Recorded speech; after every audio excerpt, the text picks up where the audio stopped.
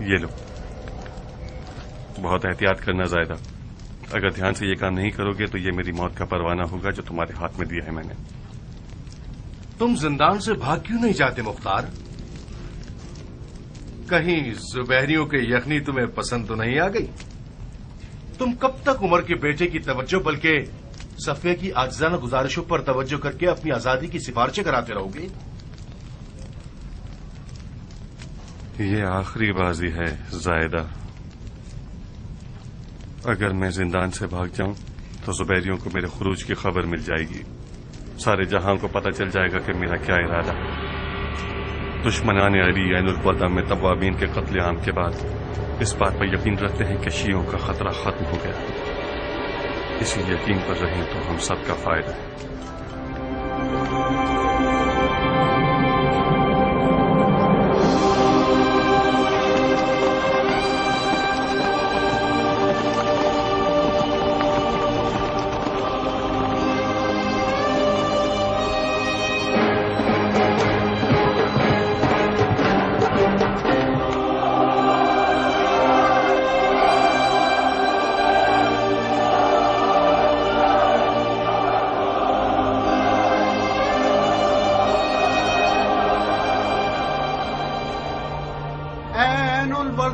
پر کٹے ہوئے کبوتروں، تنہا دوبارہ ملنے کی تمنا ہی ہمارے چاک دلوں کو تسلی دے سکتی ہے۔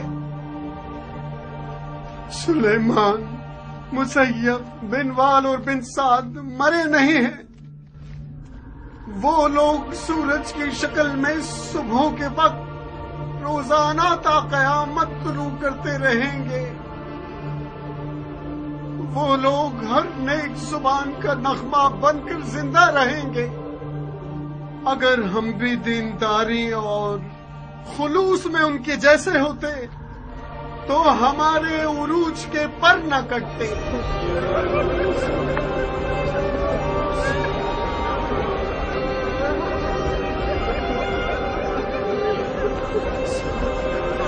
ابھی بہت سی ایسی راہیں ہیں جن پر ہم نہیں چلے ہیں، بہت سی باتیں ہیں جنہیں ہم نے سنا نہیں، بہت سے ایسے الفاظ ہیں جن کا ہم نے اقرار نہیں کیا، اور دیکھنے کی بہت سی چیزیں جو ہم نے نہیں دیکھی۔ توابین آج کے بعد سے ایک اور ذمہ داری اپنے سر پر رکھتے ہیں، ہمیں عین الوداع اور کربلا کے خون کا انتقام ایک ساتھ لینا ہوگا۔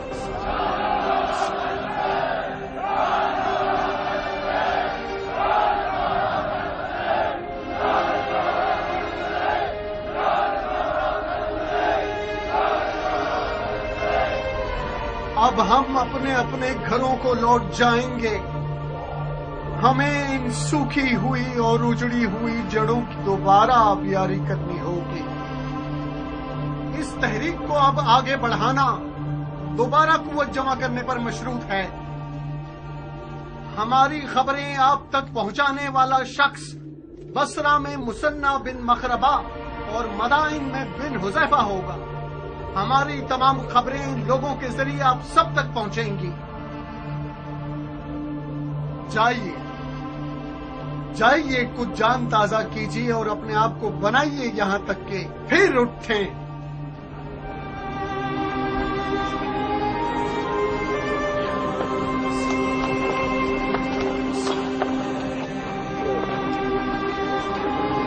خدا کے حوالے میرے بھائی،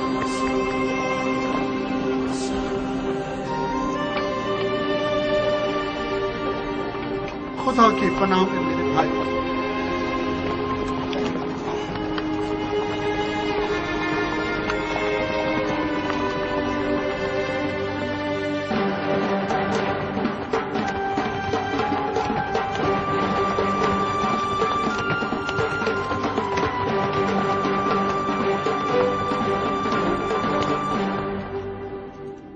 درود ہو عین الوداع کے تھکے ماندے مجاہدوں پر۔ میں ابو اسحاق مختار ثقفی کی طرف سے ایک خط لے کر آیا ہوں۔ مختار؟ خدا اس کی غلطیوں کو معاف نہ کرے۔ اگر مختار توابین کی مدد کے لیے آیا ہوتا تو عین الوردہ کی اس جنگ کا نقشہ ہی کچھ اور ہوگا. درود ہو عین الوردہ کے شیر دل مردوں پر. ہوا نے آپ کی شجاعتوں کی خبر سارے جہان میں پھیلا دی. شاعروں نے آپ لوگوں کی مدح و ثنا میں وہ باتیں کی ہیں کہ عوام حیران ہے. درود ہو آپ لوگوں پر. بہت شرمناک ہے. کیا لکھا اس نے رفا؟ سراسر جھوٹ. ہم سے چاہتا ہے کہ اس کی بیعت کر لیں. کٹ جائے وہ ہاتھ جو مختار کی بیعت کرنے کو تیار ہو. رفا ہے، خدا کی قسم یہ منصفانہ نہیں. تم لوگوں کا ایک ہی تو کام ہے. مختار ایک لمحے کے لیے بھی قاتلان حسین سے قصاص لینے سے غافل نہیں ہوا ہے. آپ لوگ راہ نجات کو اپنا خون نثار کرنے میں دیکھ رہے تھے اور مختار ملون شیاطین کا ناپاک خون بہانے میں. مقصد ایک ہے مگر راستے دو ہیں. اے جنگ زادے، تو کیا تم سمجھتے ہو کہ توابین خواہ مخواہ خودکشی کرنے کے لیے عین الوردہ کی طرف گئے تھے؟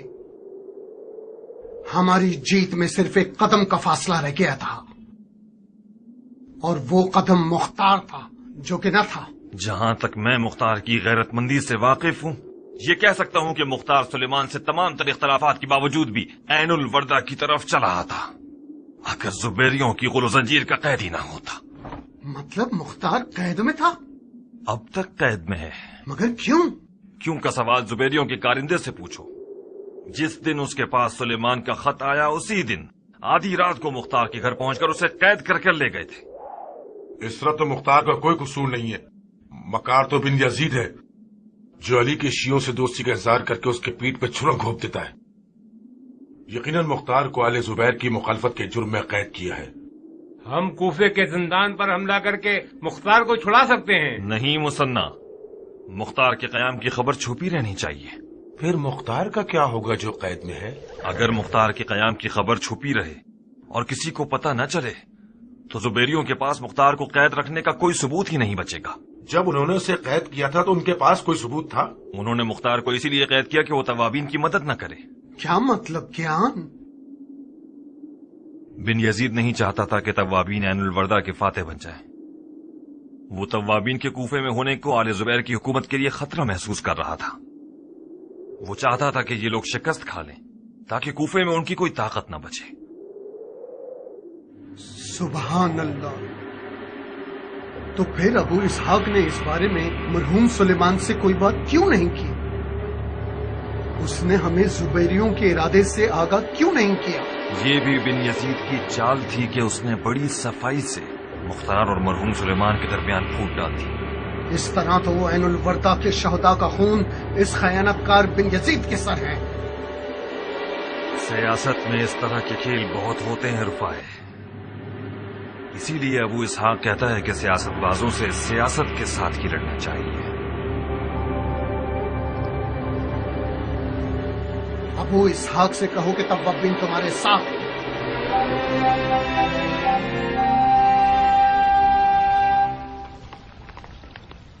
کیا لکھا ہے اس میں؟ ہم دونوں سے مختار کی آزادی کی درخواست کی ہے. یہ لو، تم خود پڑھ لو.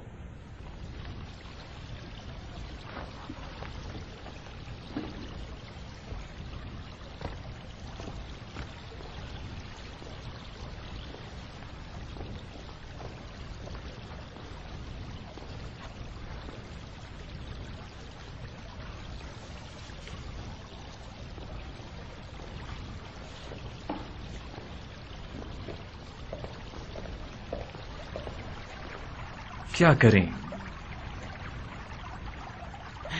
سمجھ نہیں آ رہا. میری رائے تو یہ ہے کہ ہمیں مختار کو آزاد نہیں کرنا چاہیے. تم عمر کے بیٹے کو نظر انداز کر سکتے ہو، میں تو یہ نہیں کر سکتا. اگر خلیفہ کی اولاد ہم سے ناراض ہو، یہ اس سے بہتر ہوگا کہ خلیفہ ناراض ہو جائے. آزادی مختار کا مطلب وہی پچھلی پریشانیاں اور گھبراہٹیں. اگر مختار آزاد ہو گیا تو چین سے نہیں بیٹھے گا، خاص طور پر جب کہ وہ قید کیا گیا ہے اور زخمی بھی.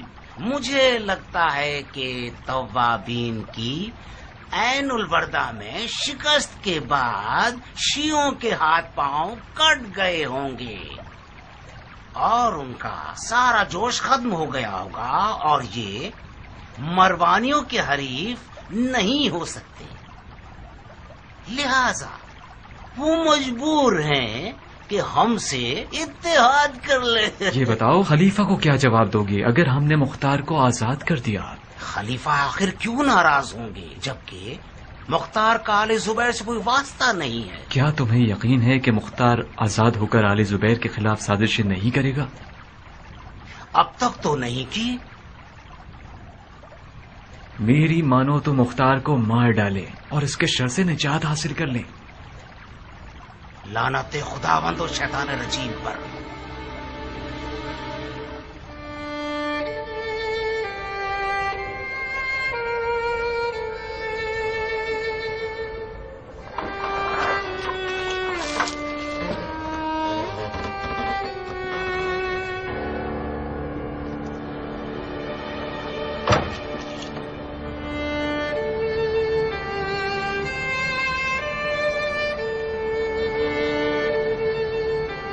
اس چھت کو آخر کتنا گھورو گے مختار؟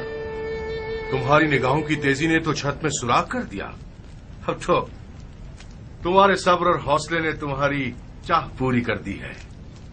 آزاد ہو گیا؟ بظاہر تمہاری پشت بہت مضبوط ہے، مجھے تو یقین نہیں آتا کہ عمر کے بیٹے کی مہندی آل زبیر کے یہاں بھی رنگ لے آئے گی۔ خلیفہ زادے کے خط نے اپنا کام کر دکھایا۔ یقیناً بن یزید نے عمر کے بیٹے کی سفارش کے بارے میں ابن زبیر سے بات نہیں کی، ورنہ وہ میری آزادی کے حکم کے ساتھ اپنی موت کا حکم صادر نہ کرتا۔ وہ لوگ تم سے وعدہ لینے آئے ہیں تاکہ تم بیت نہ توڑو اور ہنگامہ آرائی نہ کرو۔ جیسا کہ نظر آ رہا ہے کہ طلعت الخیر کا نواسہ تمہاری آزادی کے خلاف ہے، مگر بن یزید نے اسے چپ کرا دیا ہے۔ تم دھیان رکھنا اور اس کو غصہ مت دلانا، اس سے پہلے کہ وہ اپنا فیصلہ بدل لے جلدی کرو۔ تمہارے قدم زندان کے باہر پہنچ جائے تو کوئی تمہارے قدموں کی خاک بھی نہیں چھو سکے گا۔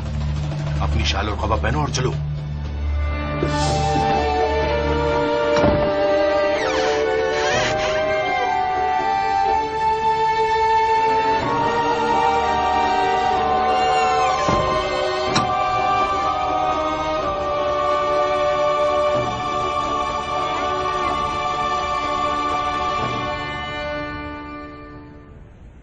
وعلیکم السلام۔ میری آنکھیں اندھیرے میں رہنے سے دھندلے پن کا شکار ہو گئی ہیں، ورنہ میں اہل معرفت کے دیدار میں سلام کرنے میں پہل کرتا تھا کہ دگنا ثواب حاصل کروں۔ مختار، جو شخص اپنی کرسی اور منصب کو داؤ پر لگا رہا ہے تاکہ تم ایسے آزاد ہو جاؤ اور اپنی زندگی کی خوشیوں تک پہنچ سکو اور اس کے ساتھ اچھا برتاؤ کرو، مجھے معلوم ہے کہ تمہیں آزاد کرنا میرے لیے تکلیف دہ ہوگا، مگر کیا کروں؟ اس نے مجھ سے تمہاری آزادی کی درخواست کی جو میرے لیے نہایت محترم ہے۔ مجھے امید ہے کہ تم میری اس نیکی کا صلہ یوں دو گے کہ جب تک ہم کوفہ میں ہیں تم آل زبیر کے خلاف کوفے میں کوئی قدم نہیں اٹھاؤ گے اور ہماری بے عزتی نہیں کرواؤ گے۔ میرے اپنے اور میری زمینیں لاوارث پڑی ہوئی ہیں اور میری کھیتی باڑی کا کام بھی تباہ ہو گیا ہے۔ میں وعدہ کرتا ہوں کہ میری اس تلوار نیام سے باہر نہ آئے سوائے کسی بیلچے کے دستے کو تراشنے کے لیے یا درخت کی کٹائی کے لیے۔ میں چاہتا ہوں کہ اپنی ضائع شدہ زندگی کو کسی حسین درخت کی پرورش میں یا کسی پودے کے بڑھنے کے منظر کو دیکھنے سے کرتا رہوں اور اپنی باقی ماندہ زندگی اپنی اولاد کے لیے وقف کر دوں۔ جاؤ مختار، جاؤ، تم اب آزاد ہو۔ اب باقی زندگی کا کچھ حصہ توابین کے یتیم بچوں پر صرف کرو۔ کینہ توزیوں اور دشمنیوں کا کوئی ثمر نہیں ہے سوائے کوفے کے یتیموں میں اضافے کے۔ آزادی مشروط ہے مختار۔ مشروط کس بات پر؟ تمہیں کلام الہی پر ہاتھ رکھ کر قسم کھانی ہوگی کہ تم بیعت نہیں توڑو گے اور آل زبیر کے خلاف کوئی سازش نہیں کرو گے۔ اور اگر قسم توڑو گے تو تمہیں مکے میں 1000 اونٹوں کی قربانی کرنی ہوگی اور اپنی تمام تر ملکیت چاہے عورت ہو چاہے مرد سب کو آزاد کرنا ہوگا۔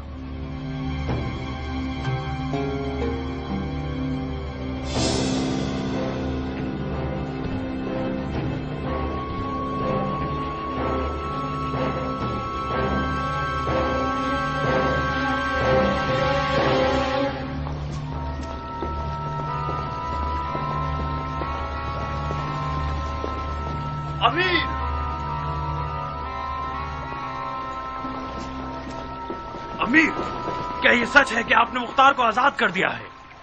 ہاں، مختار آزاد ہو گیا ہے۔ کیوں؟ کیوں؟ اب میں تمہیں جواب دوں گا پسر سعد۔ تم لوگوں کو روز روشن مسلمانوں کے دارالحکومت میں داخل ہونے کی اجازت دی ہے، ہاں؟ کیا ہمارے درمیان طے نہیں پایا تھا کہ تم لوگ اپنے خانہ خراب گھروں میں بیٹھے رہو اور ہماری اور اپنی ہر طرح کی راو رسم کا انکار کر دو، ہاں؟ امیر، مختار کی آزادی کا حکم یعنی آپ کی اور ہماری موت کا حکم، یہی تھی وہ سیاست جس پہ آپ کو اتنا ناز تھا، ہاں؟ جانتا ہوں مختار کو آزاد نہیں ہونا چاہیے تھا، مگر مختار کی آزادی اس نے مجھ سے مانگی جو ہم سب کے لیے عزیز و محترم ہے، اور اس کی حرمت واجب ہے۔ آپ پسر زبیر کے بھیجے ہوئے حکمران ہیں یا پسر عمر کے بھیجے ہوئے حکمران ہیں؟ مختار کی آزادی کا مطلب فتنہ یعنی اشوب یعنی جنگ جنگ جنگ۔ آپ نے ایک خلیفہ زادے کی دوستی کا خیال کیوں رکھا؟ کیونکہ میرے کان میرے اپنے نہیں تھے، ایک ایسے خلیفہ کی عظمت اور احترام سے بھرے ہوئے تھے جس نے عرب کو عجم اور ترک اور تاتار اور روم اور زنگی اور ہندو پر مسلط کر دیا۔ یہ ٹھیک ہے کہ خلیفہ زادے نے سیاست کو چھوڑ دیا ہے، مگر سیاست نے اسے نہیں چھوڑا۔ یزید جو کہ یزید تھا اور کسی خدا کو نہیں مانتا تھا، وہ بھی عبداللہ ابن عمر کے حکم کو مانتا تھا۔ امیر، مان لیجئے کہ مختار کی آزادی عراق کی ہر حکومت کے لیے خطرہ ہے، چاہے اموی ہو یا زبیری۔ مختار ایک علوی حکومت برپا کرنا چاہتا ہے، اگر اسے ڈھیل دیں گے تو وہ اپنے خواب سچے کر دکھائے گا۔ مختار کل تک خطرے کا باعث تھا شیمل، اب وہ آواز نہ نکالنے والا مرغا ہے۔ اس کے طواب بھائیوں کے شکست کھانے سے وہ بھی ٹوٹ گیا ہے۔ دوسری طرف ہم نے قرآن کو مصالحت کا ذریعہ بنایا ہے، اس نے مخالفت نہ کرنے کی قسم کھائی ہے۔ تو پھر آپ نے مختار کو پہچانا ہی نہیں ہے۔ وہ اپنے خوابوں کے تاج و تخت کو پانے کے لیے قرآن تو کیا صاحب قرآن کا بھی انکار کر دے گا۔ اگر توابین کے پاس مختار جیسا کوئی رہنما ہوتا تو وہ لوگ عین الوردہ کو مہربانیوں کا قبرستان بنا دیتے۔ مختار خدا سیاست و جنگ ہے، میں بارہا اس کے آگے مغلوب ہو چکا ہوں۔ شک مت کیجیے کہ آپ سے بھی بہت بڑی خطا سرزد ہو گئی ہے۔ کل جب یہ سانپ آپ اور آپ کے لوگوں کو ڈس لے گا، اس وقت آپ سمجھیں گے کہ ذرا سی بھی سیاست نہیں جانتے۔ کافی ہے عمر سعد،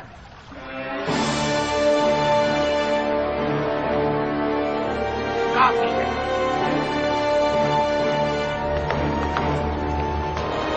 جس دن تم رے کے موتی کے لیے ہاتھ پیر چلا رہے تھے اور خون کے دریا میں نہا رہے تھے، اس دن بڑی مچھلی کی فکر کرنی چاہیے تھی۔ آج میرے دامن پر پنجے مار رہے ہو اور کہہ رہے ہو کہ یہ بوسیدہ ہے۔ یہ بوسیدہ دامن ہمارے لیے چھوڑ دو۔ ہم جانتے ہیں کہ جو مختصر سے سیاست جانتے ہیں، اس سے خود کو کیسے بچا لیں۔ تم جاؤ اور ان ہڈیوں سے پناہ مانگو جنہیں کربلا کے میدان میں تم نے دفن کیا ہے۔ اہل بیت رسول کا رحم و مروت بہت زیادہ ہے، شاید تمہیں اس مشکل سے نجات دے دے۔ تشریف لے جائیے۔ اور ہاں، ہم نے خفیہ طور پر یہ طے کیا ہے کہ آپ لوگ اپنے گھروں سے نہیں نکلیں گے۔ میں وعدہ نہیں کر سکتا کہ آپ جیسوں کی جان کی ضمانت کر سکوں۔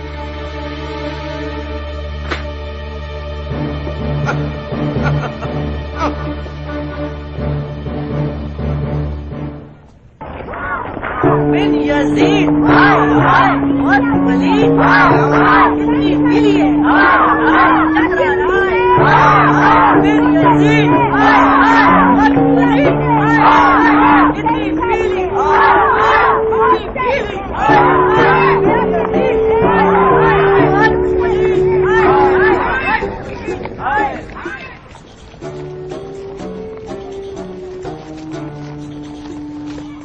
بن یزید بہت پلید اتنی پیلی ہے چکرا رائے بن یزید بہت پلید اتنی پیلی اتنی پیلی بن یزید بہت پلید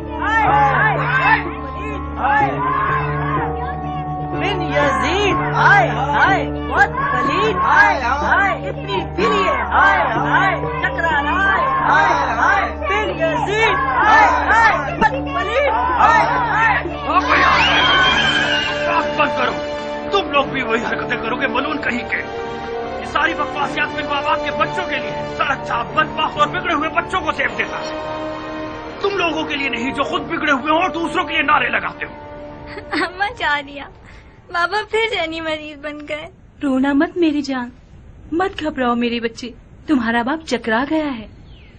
یقیناً کسی نے آج ان کی دم پہ پاؤں رکھ دیا ہے، کچھ زیادہ ہی دماغ خراب ہو گیا ہے. بابا کی تو دم نہیں ہے، ان کا دماغ کیسے خراب ہوتا ہے؟ یہ جن زدہ ہو گئے ہیں میری جان. تم لوگ کمرے میں جاؤ تاکہ میں ان کا جن پکڑ سکوں. ابو کلی کے بچے ہمارا مذاق اڑاتے ہیں اور ہمارے ساتھ نہیں کھیلتے. جب گھر کے اندر آ کر کھیلتے ہیں تو بابا ڈانٹتے رہتے ہیں. حفظ بھی جب باہر جاتا ہے تو مجھے اپنے ساتھ نہیں لے جاتا. آخر میں کیا کروں؟ میرا حوصلہ جواب دے چکا ہے. بدتمیز! کیا مطلب ہے بدتمیز؟ کیا میں جھوٹ بول رہا ہوں؟ ہمارا کیا واسطہ کہ ہمارا باپ یزیدی ہے؟ جاہل کے بچے!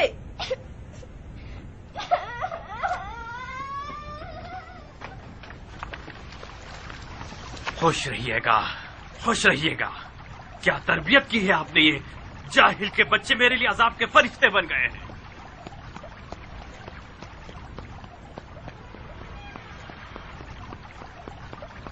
تمہارا دماغ تو ہل گیا ہے، پاؤں کیوں ہلا رہے ہو؟ پاگل ہو گیا ہوں. تم نے مجھے پاگل بنا دیا ہے. کیا یہ زندگی ہے کہ مجھے گھر کے اندر بھی وہی بکواسیات سننے کو ملے گی جو گلی کے لوگوں کا ورد زبان ہے؟ شاباش ہے محترمہ، کیا پرامن گھر بنایا ہے میرے لیے. یہ گھر پرامن تھا، تم نے اسے بھی امن بنایا. یہ سوال مجھے پوچھنا چاہیے نہ کہ تمہیں. جی ہاں، ظاہر ہے بانو محترمہ کو پوچھنا چاہیے کہ ان کے گھر کے باورچی خانے میں دمبے کی بریانی جو نہیں بنتی، ان کو مخمل حریر اور مہنگے لباس پہننے کو نہیں ملتے، ان کو ہیرے موتی اور سونے کا گلو بن جو میسر نہیں ہے، ان کے پاس کنیزیں اور نوکرانیاں نہیں ہیں نا. میں صدقے جاؤں بانو پر کہ اتنی غربت اور خاک نشینی کی زندگی گزار رہی ہے کہ اب تھک گئی ہے. میں کسی چوراہے پر بیٹھے بھکمنگے کی بیٹی نہیں تھی شہزادے. میں اس رات محل میں رہنے والی تھی جب میرا ہاتھ مانگنے آئے تھے. بھول گئے؟ بس بھی کرو جاریہ، تم تو میرا دماغ تازہ مت کرو. یہ تم ہو جو زندگی کو اپنے میرے اور بچوں کے لیے زہریلی بناتے جا رہے ہو. پھر مختار کیسے آزاد ہوا نہیں کہ خوف و ہراس سے ہمارے گھر کو گھیر لیا. عمر، کوفہ اب رہنے کی جگہ نہیں ہے. تم نے ان گلیوں لوگوں سے کیا اچھا دیکھ لیا جو دونوں ہاتھوں سے اس خرابے کو پکڑ کر بیٹھ گئے اور چھوڑنا نہیں چاہتے. تم بھول گئے کوفہ کی عورتوں نے بھی تمہیں کس ذلت و خواری کے ساتھ مسجد کوفہ سے باہر نکالا، تم پر پتھر اور ڈنڈے برسائے، توف اور لعنت کی. ہم کوفے سے چلے کیوں نہیں جاتے؟ کہاں چلے جائیں عورت؟ میری تمام جائیداد اسی خرابے میں ہے. عمر چلو کچھ عرصے کے لیے شام یا حجاز کی طرف چلتے ہیں جب تک کوفے کے حالات ٹھیک ہو جائے. اپنی جائیداد کسی امانت دار کے حوالے کر دو کہ ہمارے آنے تک ان کی دیکھ بھال کرے. یہ لوگ اتنے چور ہیں کہ ادھر ہم نے کوفے سے باہر قدم رکھا اور یہ سب کچھ بیچ کھائیں گے. جب تمہاری جان تمہاری جائیداد میں اٹکی ہوئی تھی تو تم رے کیسے جانا چاہتے تھے؟ تم نے اپنے آپ کو نافہم کیوں بنا رکھا ہے جاریہ؟ رے کا معاملہ الگ تھا اور پھر مجھے کوفے سے کیوں چلے جانا چاہیے؟ کوفہ کس خبیث کی ملکیت ہے جسے میں نے چرایا ہے؟ اور کوفے میں کیا ہونا ہے جو میں جاؤں؟ مختار اور اس کے جیسے لوگ کیا بگاڑ لیں گے؟ طوابی نے جو اتنے سارے ہنگامے کیے ان کا کیا ہوا؟ ہم کوفے سے چلے جائیں. میں کوفے سے چلا جاؤں تاکہ سب یہ بولیں کہ پسر سعد نے کوئی چھپنے کی جگہ تاک لی ہے اور اپنی دم سر پہ رکھ کر بھاگ گیا ہے.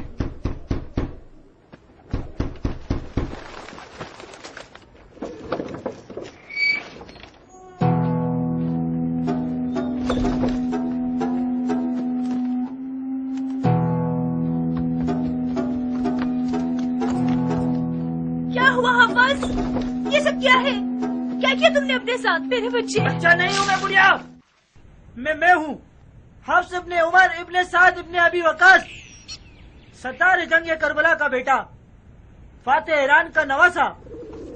अच्छा अच्छा, इतने ढेरों ढेर लकब लगाओ ताकि सारे चोरों चक्के तुम्हारी जान के पीछे हाथ धो के पड़ जाए, तुम्हारी ये दुर्गत बना दे। कसूर आपका है जो मुझे तलवार ले जाने से मना करती हैं। किससे लड़के आए हो? और उस शख्स से जो मेरे बाप की तौहीन करे। अगर मेरे पास तलवार होती ऐसा काम करता कि कूफे की हमला औरतें जब उमर साद के बेटे को देखें तो अपना हमल गिरा दें। बेटा। जी बाबा।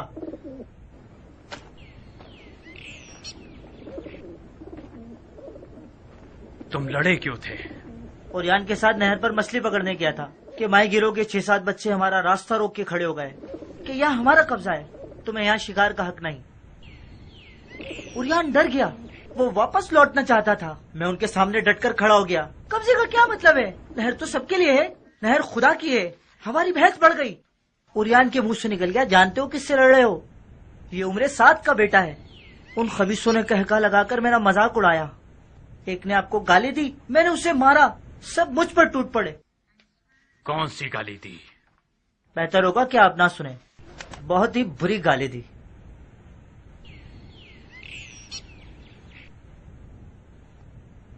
तुम्हें कुछ हुआ तो नहीं? नहीं, कुछ भी नहीं हुआ। नाक से खून बह रहा है, थोड़ा सा सर भी फटा है। अगर ओरियान नहीं भागता तो उनका हशर नशर कर चुके होते हम। मैं एक था, वो लोग साथ थे। हैव की तलवार नहीं थी मेरे पास। आज के बाद जहाँ भी जाओगे तलवार हमारी करके जाओगे। इन कूफियों से अब सिर्फ तलवार की जबान से बात करनी होगी।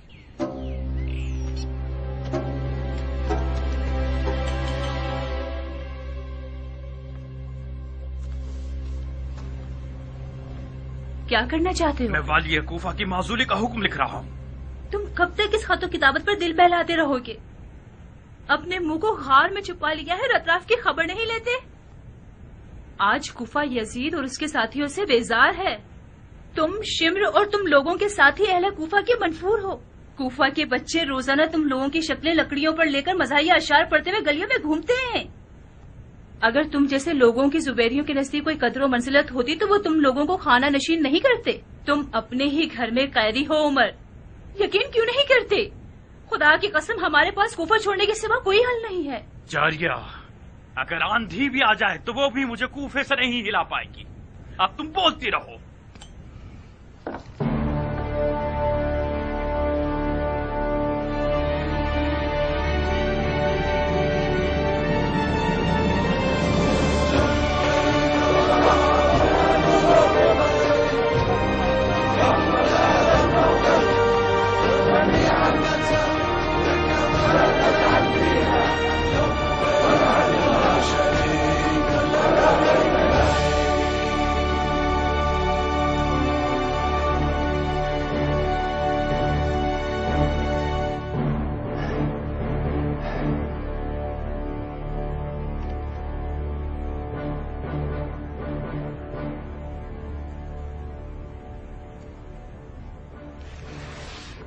ये शख्स 9 मन दूध वाली गाय की तरह हो गया है। कामयाबी से भरे हुए दूध के बर्तन को एक लात से गिरा दिया है। बिनमुती, इससे पहले कि तुम्हारे हुक्म की मोहर सूख जाए, अपने आप को कूफा पहुंचा दो और कहानी खत्म कर दो। खुदा करे कि देर ना हुई हो। हाँ, अभी निकले नहीं हो कि पहले ही हार गए? कूफा एक खौफनाक मैदान है, मुझे फिक्रमंद होने का तो हक दीजिए। कूफे में सियासत और तलवार बैक वक्त चलाई जानी चाहिए, वरना हम उसे संभाल नहीं सकते। जनाब आली, ये फिदवी तो उसी वक्त बिन यजीद को कूफा भेजने के खिलाफ था। बहुत सियासतबाज था वो। ये तो सियासत नहीं है, उमर के बेटे का फैला हुआ पांव है। वो दावा करता है कि सियासत और हुकूमत में दखल अंदाजी नहीं रखता, मगर हमारे बाज हुक्मरानों के साथ मुकादबा करता है। खत लिखा है उसने अल्लाह अकबर हुक्म दे रहा है। और एक बिन यजीद जैसा जाहिल वाली उसका जी हुजूरी करने वाला बन गया है, उसके हुक्म का सर आंखों पर रखता है। लानत है इस कदर हिमाकत पर, तुफ है इस हद के बचपने पर। ये पांव कट जाने चाहिए बिन मोती।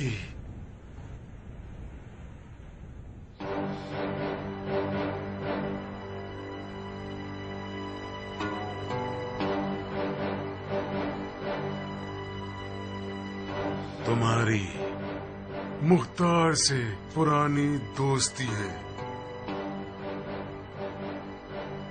तो फिर कोशिश करो कि उसे अपनी तरफ बुला लो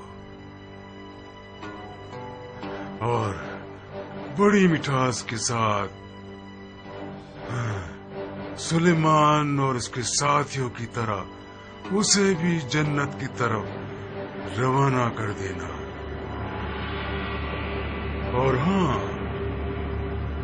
शम्र और उमर साहब से भी माफी दोस्ती कर लो। मुझे हौसला नहीं है कि रोजाना उनके कासिद मक्के की तरफ रवाना हो, उनके आगे भी कुछ हड्डियां डाल दो, मगर इस तरह के लोगों को तकलीफ ना पहुंचे।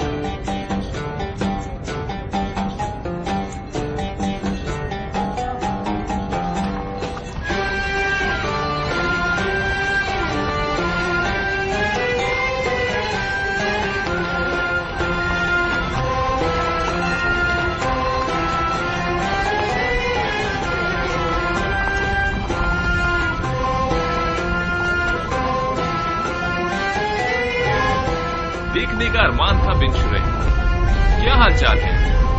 बस आपकी दुआएं हैं। आप कैसे हैं? हम दुआ गो और शुक्रगुजार हैं। इस तरफ कैसे? खुदा ने तौफीक दी तो उम्रे का शर्फ हासिल करने जा रहे हैं। उम्रा? वो भी इन दिनों में, जबकि कूफे को तुम जैसे नामवर लोगों की जरूरत है। वाजिब फरीजे को छोड़कर मुस्तहब को अदा करने जा रहे हो। कूफा आप जैसों के लिए वजीफों से भरा हुआ है जो सियासत को वाजिब फरीजा समझते हैं, हम जैसों के लिए नहीं जिनका सरोकार ज़राअत से है। किस बात पे हंस रहे हो बिन मोती? आपकी मुर्गी की दुम जो नजर आ रही है। ये मुर्गी की दुम कहाँ है?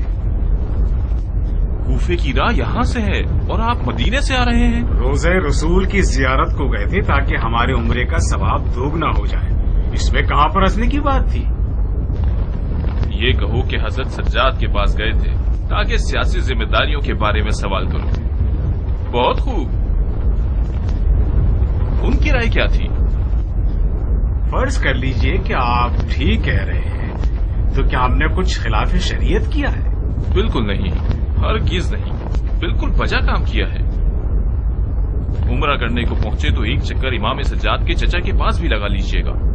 सुना है कि ज़ैनुल आबिदीन ने अपने चचा को कूफे के मामलात में अपना वकील बनाया है।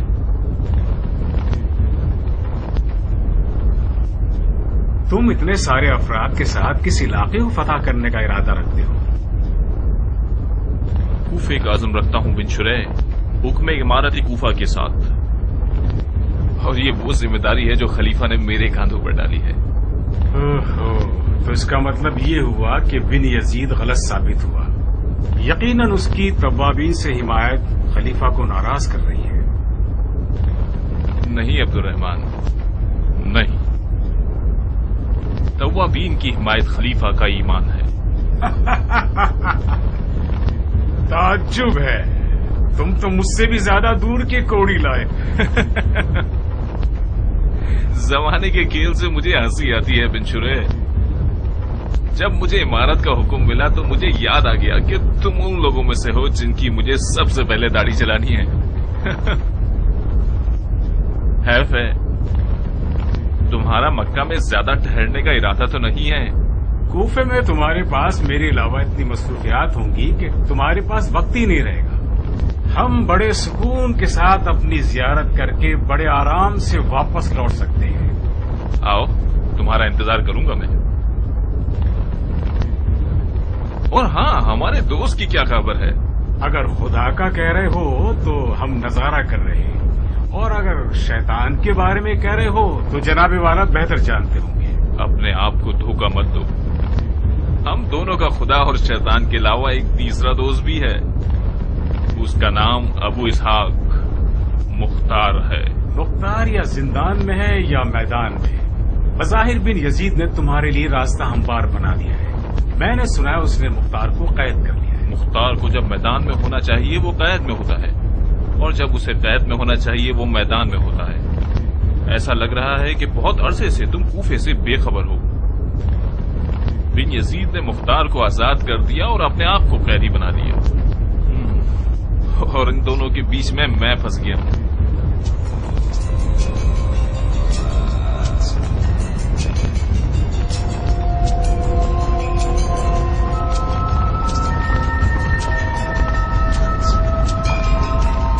अंदाजन हम कहाँ हैं अबू साहब?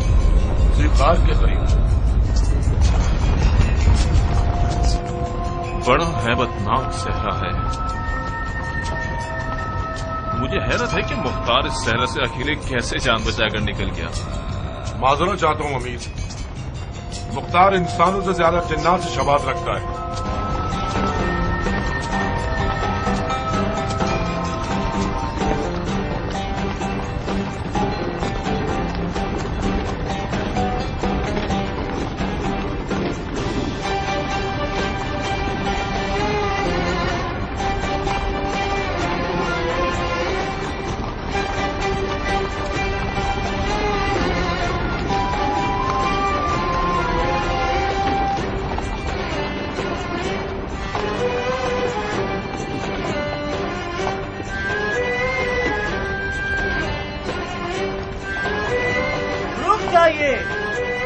हम बसरा और कूफा के दोराहे पर पहुंच गए हैं।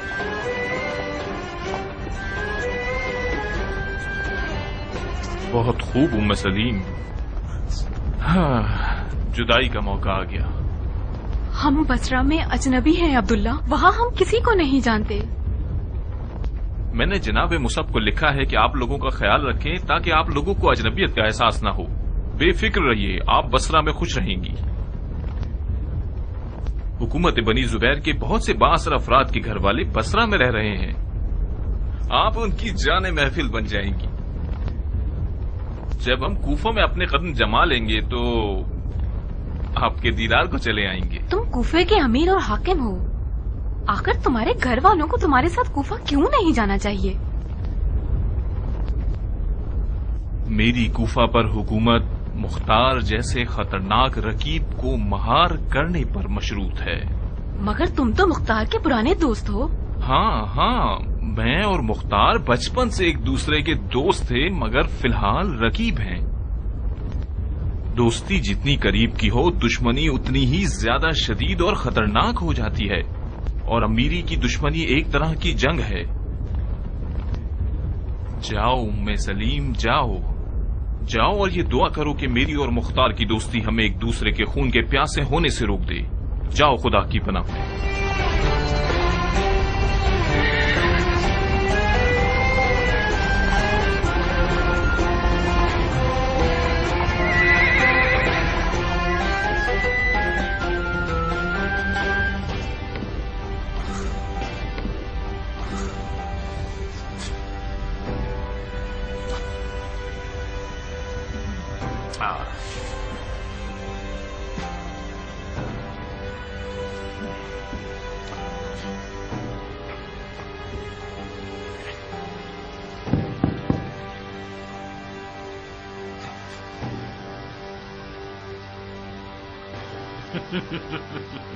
اتنے بے چین کیوں ہو بن متی؟ بڑی تنگ کرنے والی جگہ ہے. تم بیٹھتے تھے تو پرسکون تھے کیا؟ جی نہیں، کتنی دفعہ اس نے مجھے قبر دکھا دی. اسی وجہ سے ہم اتر چکے ہیں اور آپ اس پر سوار. اپنی بیٹھک پر دھیان رکھیے گا. جب میری بے چینی کی وجہ جانتے ہو تو پوچھ کیوں رہے ہو؟ میں یہ تسلی کرنا چاہ رہا تھا کہ غلطی میری نہیں تھی. یہ سواری ایک ڈسنے والی شے ہے. ہمیں سحر و جادو آنا چاہیے تاکہ اسے مہار کر سکے. صحیح. اگر سحر و جادو سے حکومت کی جا سکتی تو ابھی تک جادوگر نمونے اس وقت تمہاری نماز جنازہ پڑھ رہے ہوتے. جس کو کوفے میں جادو نہ آتا ہو وہ موت کے گھاٹ نہیں اترتا ہے. تم اچھے سیاستدان ہو بن یزید اور ایک اچھے جادوگر بھی. حکومت کرنا جادوگری سے زیادہ مشکل ہے. بعض اوقات ہاتھ میں عصائے موسیٰ بھی ہو تب بھی کام نہیں چلتا. حکومت میں کچھ معاملے ایسے بھی ہیں جو صرف ٹیڑھی تلوار سے ہی سیدھے کیے جا سکتے ہیں. جائیے اور اپنے آپ کو مکہ مکرمہ کے سفر کے لیے تیار کیجیے. کیا یہ حکومتی صدا کا حکم ہے؟ کیوں؟ میں جاننا چاہتا ہوں. ہاں میں جاننا چاہتا ہوں کہ اگر خلیفہ کا حکم ہے کہ ہم مکے چلے جائیں تو سر آنکھوں کے چلے جاتے ہیں. لیکن اگر آپ کا حکم ہے تو اجازت دیجیے کہ ہم اگلی منزل کا انتخاب خود کر لیں. اگر انتخاب کا اختیار دیا جائے تو کہاں جائیں گے؟ مکے کے علاوہ کوئی جگہ. کہیں آپ کو یہ برا تو نہیں لگ گیا کہ خلیفہ نے آپ کی جگہ ہمیں بٹھا دیا ہے؟ خدا نہ خواستہ آپ آل زبیر کو پیٹھ دکھانے کا ارادہ تو نہیں رکھتے؟ ہرگز نہیں. ہم نے حکومت کی شرط آل زبیر کی بیعت نہیں کی ہے. ہمیں شرعی ذمہ داری نے بیعت کرنے پر مجبور کیا تھا. جب تک خلیفہ اور ہم ہیں ہم عہد و میثاق پر ہمیشہ ثابت قدم رہیں گے. میں ذاتی طور پر تھک چکا ہوں اور کچھ عرصے سیاست کے کھیل سے دور رہنا چاہتا ہوں. ابراہیم کے بارے میں نہیں جانتا. اور میں مزار رسول پر جا کر مجاور قبر نبی بن جاؤں گا. آپ لوگوں کی جیسی مرضی. بن یزید آپ جہاں کبھی ارادہ رکھیں گے ہمیں ضرور بتا دیجیے گا تاکہ آپ کے سفر کے اسباب مہیا کر دیے جائیں. اور تم بن مزاحم کوفیوں کو مسجد میں بلاؤ. شرن اور عرفن ہمیں حکومت کو مسجد کوفہ اور اس کے ممبر سے شروع کرنا چاہیے.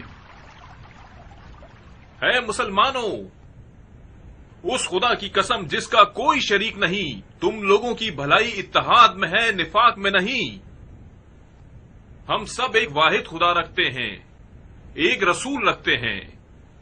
ہمارا ایک قرآن ہے، ایک واحد قبیلہ ہے اور اس کے علاوہ دشمن بھی واحد ہے.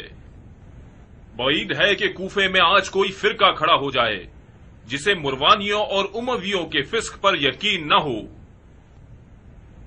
اگر کوئی محدود سا طبقہ مل بھی جائے تو وہ منزلی قوم ہے. آپ لوگوں نے یزید کے کارندوں کو کوفے سے نکال دیا مگر خطرہ ختم نہیں ہوا. مروانیوں کے نام سے ظاہر ہو کر آپ کی طرف آ رہے ہیں.